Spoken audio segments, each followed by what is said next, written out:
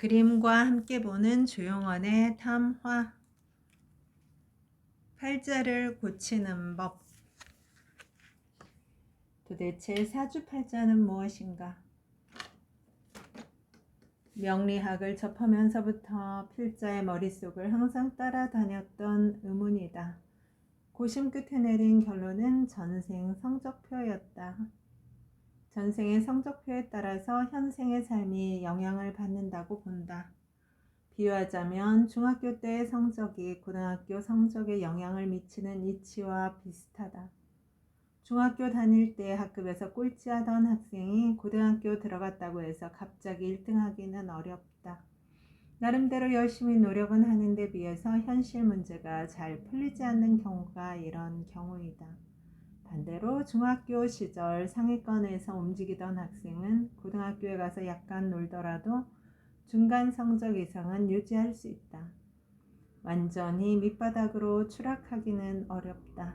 별로 능력이 있어 보이지 않는데도 불구하고 무난하게 삶을 사는 사람의 경우이다. 자신의 팔자가 좋지 않다는 것은 중학교 때 성적이 하위권이었음을 암시한다. 그런 학생이 고등학교에 들어와서 좋은 성적을 내기 위해서는 그야말로 뼈를 깎는 노력이 필요하다. 새벽까지 잠 안 자고 공부해야 한다. 뼈를 깎는 노력을 하지 않으면 팔자를 바꾸기 어렵다. 그래서 나온 말이 사주 도망을 못 간다는 말이다. 강우파들 사이에서 비밀리에 전승되는 팔자 고치는 법이 있다. 칸출이면 대강 5가지이다. 첫째 적선, 둘째 명상, 셋째 풍수를 공부해서 명당을 잡는 일, 넷째 독서, 다섯째 지명, 운명을 아는 일이다. 팔자를 고치는 가장 확실한 방법은 고금을 막론하고 적선이다. 가진 것이 없으면 몸으로라도 때워야 한다. 이승만 대통령의 부름을 받고 불과 29살의 나이에 국립묘지 터를 잡았던 고 지창룡 선생. 포항제철 터도 그의 작품이다. 그는 1세를 풍미한 한국의 국지사였다. 지창룡이 생전에 가장 강조한 단어가 적선이었다. 적선이 아니면 운명을 바꿀 수 없다고 입버릇처럼 되뇌었다. 그의 제자인 소설가 김종록의 표현에 의하면 지창룡은 말년에 이르러 쌍권총을 차고 다녔다고 한다. 왼쪽 주머니에 100만원, 오른쪽 주머니에 100만원, 합해서 200만원. 그것도 빳빳한 만원짜리로 준비해서 항상 넣고 다녔다. 그게 쌍권총이다. 쌍권총은 주로 인사동에서 발사되었다. 그 총을 맞은 사람들은 주변 친지들과 후학들이었다. 친지들에게 밥을 샀고 패가 쬐는 사람들에게 봉투를 찔러 주었으며 후배들에게 용돈을 주기도 하였다. 그는 일주일에 평균 3, 4일 정도 인사동에 출연하여 그날의 실탄이 모두 떨어질 때까지 사정없이 총질을 하였다는 소문이다. 주변 사람 가운데 그의 총을 맞지 않은 사람이 없다. 수십 개의 회사 고문을 해주면서 모은 재물을 이런 식으로 풀고 갔다. 지창룡은 화려하게 살고 간 사람이다. 지금은 비록 땅속에 묻혀 있지만 무슨 원이 남아 있겠는가. 둘째 방법은 명상. 적어도 하루에 2시간 이상은 해야만 효과가 있다는 게 고수들의 진단이다. 문제는 어떻게 매일 2시간씩 시간을 내서 앉아 있을 수 있는가이다. 명상과 기도를 많이 하는 사람은 안색과 눈빛부터가 다르다. 팔자가 바뀌는 가장 1차적인 조짐은 안색과 눈빛으로부터 나타난다. 복이 많고 귀티가 나는 사람은 눈빛이 맑다. 눈이 벌게 가지고 다니는 사람은 나 팔자 더럽다고 광고하는 셈이다. 셋째는 명당이다. 명당에는 집터, 묘터 2가지가 있다. 음양택 가운데 한 가지라도 좋은 곳을 잡으면 운명이 바뀔 수 있다고 믿었다. 명당의 터를 잡음으로 운명을 바꿀 수 있다는 신념체계는 한자 문화권에서만 통용되는 독특한 문화이기도 하다. 산천을 방랑한 술사들이라면 모를까. 알파벳 문화권에 편입된 현대인이 쉽게 받아들이기 어려운 부분이다.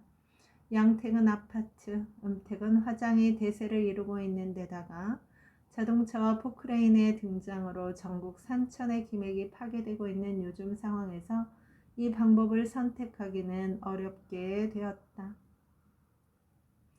넷째는 독서이다. 독서야말로 운명을 바꿀 수 있는 가장 보편적인 방법이라고 생각된다. 운이 좋지 않을 때에는 집 밖에 나가지 말고 홀로 있어야 한다. 그게 대책이다. 혼자 방 안에 있기 위해서는 무엇인가를 읽을 수밖에 없다. 하다못해 무협지라도 읽는 것이 좋다. 나라가 망했을 때 독서에 열중한 집안이 있다. 대구시 화원읍의 남평문씨 집안이다. 한일 합방이 되자 문씨 집안에서는 국내 고서는 물론 중국 상해까지 사람을 보내 최신의 서적을 구입하였다. 그 비용을 대기 위하여 재산을 털었음은 물론이다. 그리하여 1만 권의 책을 수집하였다. 책을 실은 배가 상해에서 출발하여 목포에 도착하면 달구지로 그 책들을 대구까지 운반하는 공력을 들였다. 1만 권의 책을 수집한 목적은 문중 젊은 사람들의 교육을 위해서였다. 일본 사람이 세운 학교에 자녀를 보내면 일본인이 된다고 판단하였기 때문이다. 1만 권의 책이 비치된 건물을 광거당이라 이름지었다. 광거당의 출발은 남평문씨들을 위한 문중문고의 성격을 지니고 있었는데 나중에는 문중이라는 울타리도 뛰어넘었다. 일제치하의 암흑 시절에 뜻있는 선비들이 책을 읽기 위해 전국 각지에서 광거당에 몰려왔다. 광거당에는 숙박시설이 되어 있었기 때문에 공짜로 며칠씩 묵어가면서 보고 싶은 희귀한 책들을 마음껏 볼 수 있었다. 문씨들은 구군이 좋지 않을 때 만주에 총을 들고 나가서 독립운동은 못했지만 그렇다고 부착에 친일하지도 않으면서 자신들의 품격과 절조를 지키려고 노력하였다. 그 길이 바로 독서의 길이었다. 현재 이 광거당은 인수문고라는 이름으로 계승되고 있는데 약 2만 권의 고서가 비치되어 있다. 한국의 국공립도서관이나 대학도서관을 제외하고는 민간이 보유하고 있는 가장 방대한 양의 고서이다.